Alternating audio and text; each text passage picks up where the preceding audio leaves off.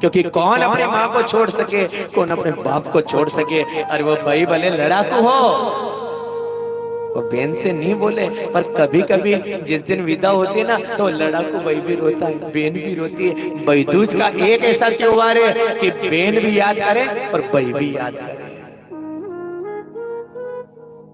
कभी कभी आपने देखा होगा,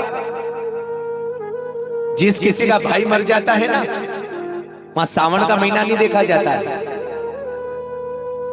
बही पड़ा हुआ है, अर्थी पड़ी हुई है, हाथ उसके ऐसा पड़ा हुआ है, और बहुत सारे लोग उस नानी को लेकर के आते हैं और कहते हैं तेरे भाई को राखी बांध। उसके दिल पे कितनी गुजरती होगी, वो बहन याद करती है कि दादा जब तू जीवित था ना, तो तू मेरे सामने ऐसे हाथ करता था और तू यूं कहता था छोटी राखी नहीं बंधाऊंगा, बड़ी बड़ी राखी बंधाऊंगा।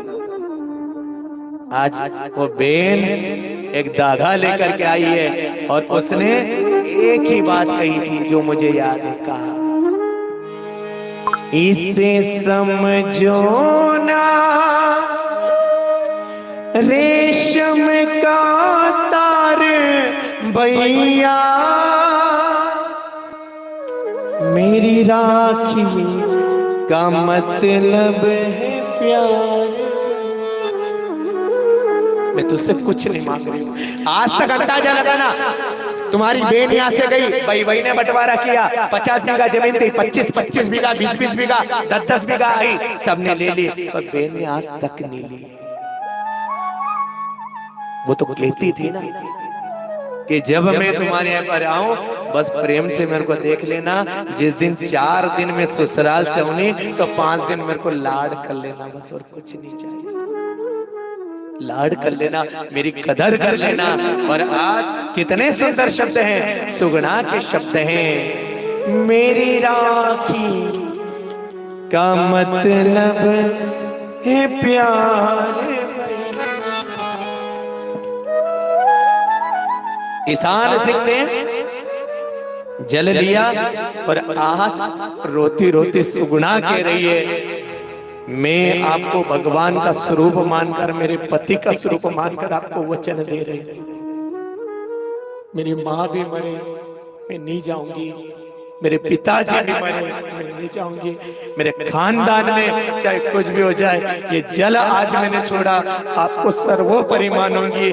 आप लकड़ी मारोगे तो भी आपके घर पे रहूंगी, तुम रोटी नहीं दोगे तो भी तुम्हारे घर पे रहूंगी, तुम पानी नहीं पिलाओगे तो भी तुम्हारे। जल छोड़ दिया। ईशान सिंह बड़ा प्रसन्न हुआ। सुगना की क्या हालत है, अब आपको मैं क्या बताऊं।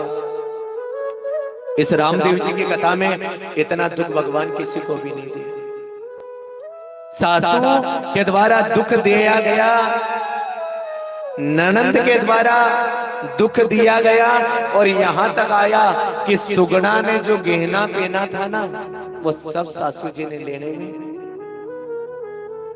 एक मंगलसूत्र होता है आपके जीवन में, पायल बेच देती हो, बिछुड़ी बेच देती हो, पर आज तक किसी नारी ने मेरे हिसाब से मंगलसूत्र को नहीं बेचा।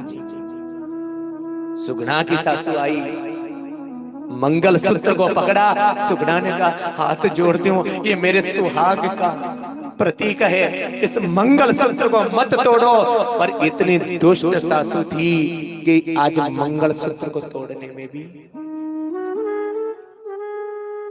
जीवन में चाहे कितनी गरीबी आ जाए, जितनी मेरी माँ इस कथा को सुन रही है, जितनी मेरी भाभीसा कथा सुन रही है, आज मैं आप लोगों को कह रहा हूँ, दुनिया का धन बिक जाए, दुनिया का घर बिक जाए, दुनिया की जमीन बिक जाए, और मंगलसूत्र को कभी मत बेचना। मंगलसूत्र बिक गया तो सब कुछ बिक जाएगा। ये सुगना आज अपनी सासू जी के हाथ जोड़ के कहती है, चाहे मेरी सब सामान ले लो, सब सामग्री ले लो, मंगलसूत्र तो, ये मंगलसूत्र कोई दूसरा नहीं, तुम्हारे बेटे के नाम का है। और जब सुगना ने हाथ जोड़ा, अब आपको यहाँ पे मैं क्या बताऊं, सासू जी ने 10-12 थप्पड़ मारने में भी देर। सुगना चांटे खा रही है, जो रामदेव जी की लाड़की है, जो रामदेव जी के बिना नहीं रहने वाली है, आज थप्पड़ मार रही है। ननंद आई और कहा सासू, हे मेरी माँ, इसको थप्पड़ मत मारो, इसको तो लकड़ी मारो। लकड़ी के द्वारा आज मारा जा रहा है। सुगुणा आज रो रही है और उसी समय सुगुणा बर्तन धुलवाया जाता, सुगुणा के द्वारा कपड़े धुलवाए जाते। और अब आपको मैं बताना चाहता हूं, रात भर सासू मां उस बहू के द्वारा पैर दबाती थी, थक जाती थी सुगुणा। और उस समय तो अब हालात इतने बिगड़े, अब आप लोगों को मैं ज्यादा तो नहीं बताना चाहता। सासू ने कह दिया, काम करो तो रोटी मले। सुगुणा तो काम करेगी तो रोटी मिले, और काम नहीं करे तो रोटी नहीं पानी। बर्तन धोएगी तो 4 रोटी, कपड़े धोएगी तो 4 रोटी, और अगर तूने कुछ भी नहीं किया नहीं तो रोटी भी नहीं मिलेगी ने। अब अंदाजा लगाओ, 15 दिन तक अगर आपको रोटी नहीं मिले तो लोगों को चक्कर आने में भी देर। सुगुणा बिल्कुल आज थक जाती है। और आज के जमाने में तो चक्की है, पर उस समय चक्की वक्की नहीं थी, गट्टी से पीसा जाता था। आज सुगुणा, आज जब अन्न को पीसती थी, 2.5 क्विंटल गेहूं पिसवाए जाते थे, और सुगुणा बेचारी थक जाती थी। और जब थक जाया करती थी तो उसी चक्की के ऊपर सोने में भी देर।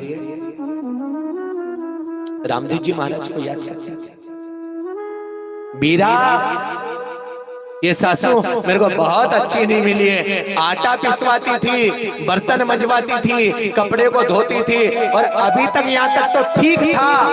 और सुगुणा गर्भवती हो गई, और गर्भवती होने के बाद भी सासू जी ने काम करवाया।